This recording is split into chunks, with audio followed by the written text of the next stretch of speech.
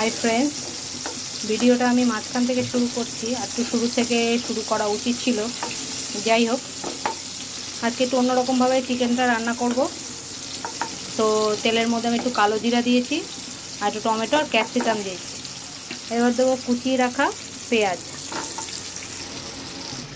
আরেকটা জিনিস দিতে আমি তেলে ভুলে গেছিলাম, সেটা এখন দিয়ে দিচ্ছি। এই 3টে মতন এলাচ, একটু দারচিনি আর লবঙ্গ, এটা দিয়ে ভালো করে ভেজে নিই পেঁয়াজটাকে। তারপরে অন্য মশলাটা দেব।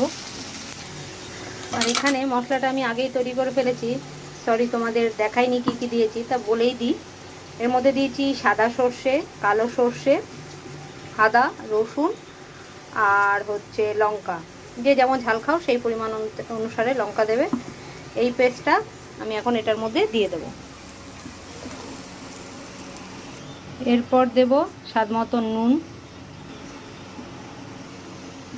আর দেব হলুদ। এরপর যেটা করব, এর মধ্যে চিকেনগুলো দিয়ে দেব।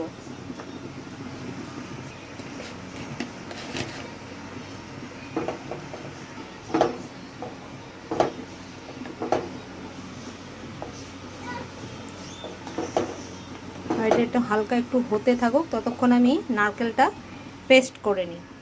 এটা একটু ঢাকা দিয়ে দিলাম। তো আমি এখানে নারকেলটা আগের থেকেই কুড়িয়ে রেখেছিলাম, বেশি দিচ্ছি না, অল্প করেই দিচ্ছি, এইটুকু পরিমাণ মতন। এটাকে আবার পেস্ট করে নেব। নারকেলটা পেস্ট হয়ে গেছে, এবার মাংসটা একটু দেখে নিই।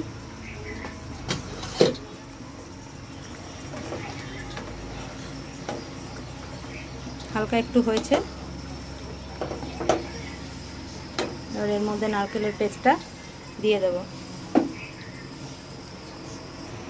আমি আলাদা করে কোনো জল ইউজ করিনি।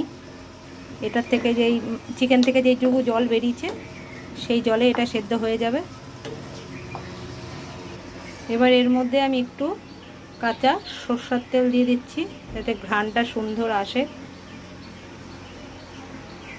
আর দিচ্ছি কটা কাঁচা লঙ্কা দিয়ে আবার এটাকে ঢেকে দেব। এবার আস্তে আস্তে হয়ে যাবে।